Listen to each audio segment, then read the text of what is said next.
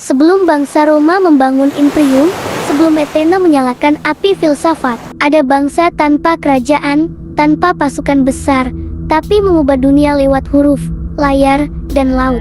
Inilah kisah Fenisia, peradaban yang membentuk sejarah lalu menghilang. Peradaban Fenisia adalah salah satu peradaban maritim tertua dan paling berpengaruh di kawasan Mediterania Timur, yang memainkan peran penting dalam sejarah dunia, terutama di kawasan Laut Mediterania.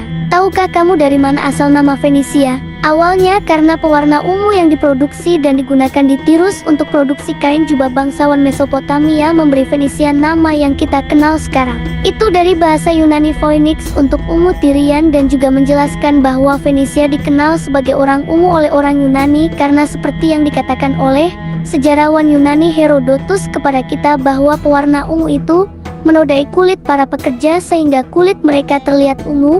Jadi dari situlah asal nama Fenisia atau orang berkulit ungu. Orang Fenisia dikenal sebagai pelaut dan pedagang andal. Masuk ke dalam ras bangsa Semitik, berkembang sekitar 1500 hingga 300 tahun sebelum Masehi, terutama di wilayah yang sekarang dikenal sebagai Lebanon, bagian barat Suriah, dan utara Palestina. Meskipun jarang dibahas setara Mesir atau Mesopotamia, kontribusi bangsa Fenisia dalam bidang pelayaran, perdagangan besar, dan yang paling bersejarah yaitu sebagai penemu alfabet yang sangat berperan penting secara global hingga kini. Fenisia dijuluki penjajah lautan karena keahlian mereka dalam navigasi dan perdagangan. Mereka menjelajahi Mediterania, mendirikan koloni-koloni penting seperti Kartago di Tunisia, yang kemudian menjadi kekuatan besar sendiri, Gadir atau kini Cadiz, dan Malaga di Spanyol, Lixes di Maroko, dan diduga hingga sejauh Britania Raya untuk berdagang logam seperti timah dan perak, kayu cedar, kain ungu Tyrian yang sangat mahal, kaca, dan rempah-rempah. Kain ungu menjadi simbol status bangsawan dan kerajaan sebab pewarna ungu terbuat dari siput laut Murex yang sangat berharga. Bangsa Fenisia adalah bangsa yang memiliki otoritas pada masing-masing kota utama di daratan Fenisia seperti Tyre, Sidon, Byblos, dan Erwan. Masing-masing merupakan kota-kota yang independen seperti negara kota, seringkali bersaing satu sama lain, namun berbagi budaya dan bahasa yang sama. Dari kota-kota utama itu memiliki komoditas yang sudah menjadi komoditas utama. Misalnya, Tyre, pusat pembuatan kain ungu dan perdagangan maritim. Sidon, terkenal dengan produksi kaca dan parfum. Byblos, pusat perdagangan papirus dan awalnya memiliki hubungan erat dengan Mesir. Salah satu warisan Fenisia yang berkontribusi besar bagi bangsa Fenisia yang mengubah dunia dan sejarah manusia sekitar tahun 1050 sebelum Masehi. Di kota Byblos, mereka menciptakan alfabet fonetik yang penggunaannya sederhana, praktis, dan mudah dipelajari. Huruf-huruf ini menyebar ke Yunani, lalu ke Roma, kemudian ke seluruh dunia. Alfabet mereka memiliki sekitar 22 huruf konsonan dan memudahkan pencatatan dalam perdagangan yang dikembangkan sekitar 1200 tahun sebelum Masehi. Tanpa mereka, kita takkan mengenal huruf universal seperti sekarang. Alfabet Fenisia yang juga merupakan nenek moyang dari banyak sistem penulisan Semitik menjadi dasar alfabet Ibrani dan Aram.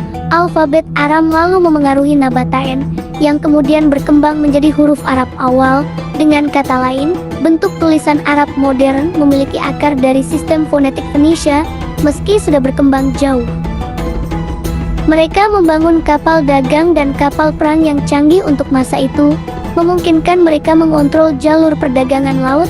Selain berdagang melalui jalur laut ke wilayah barat Eropa, bangsa Fenisia juga berdagang aktif hingga ke wilayah Hijaz dan Levant Selatan, membuka jalur pertukaran barang dagangan seperti kain ungu, kaca, dan logam masuk ke pasar semit Arab Selatan hingga tanduk Afrika seperti Ethiopia dan Eritrea. Bahasa dan simbol dagang mereka mungkin dikenali dan dipakai di kalangan elit atau pedagang Arab kuno. Sebagaimana penyebaran alfabet Fenisia lewat perdagangan, tentunya budaya dan kepercayaan Fenisia pun ikut mempengaruhi wilayah yang mereka singgahi.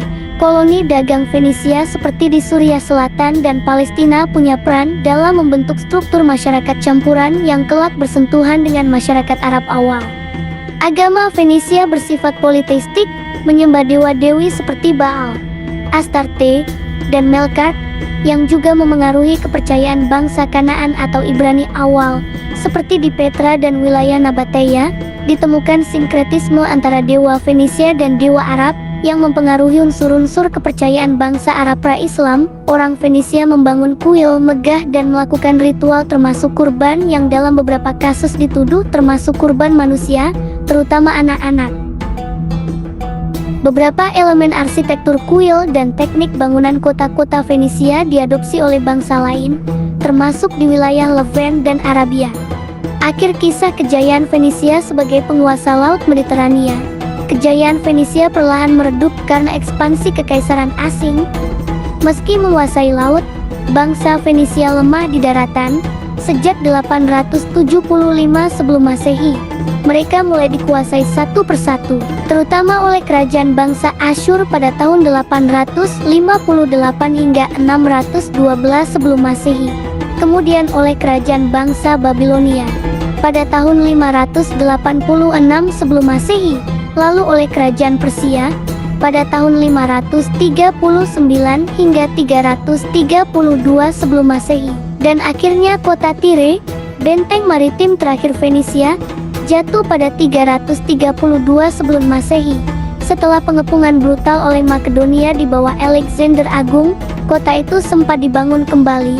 Tapi jiwa Fenisia perlahan turut memudar dan akhirnya identitas budaya Fenisia menyatu dengan kekuatan yang menguasainya yang datang kemudian. Fenisia, bangsa tanpa wajah, tanpa mahkota, tapi pengaruhnya merambat hingga ribuan tahun. Fenisia bukan hanya sejarah, mereka adalah fondasi diam dari dunia modern. Mereka tak menulis sejarah mereka sendiri, tidak ada kitab suci, tidak ada epos, yang tertinggal hanya runtuhan, artefak, dan huruf. Dunia menulis dan membaca berkat alfabet mereka yang mudah dipelajari dan digunakan. Dunia berdagang karena mereka membuka jalur laut. Dunia saling terhubung karena mereka percaya bahwa laut bukan batas, tapi jembatan. Jika kamu suka kisah peradaban tersembunyi seperti ini, klik like, subscribe, dan bagikan videonya, karena mungkin mereka hanya butuh kita untuk diingat kembali. Terima kasih.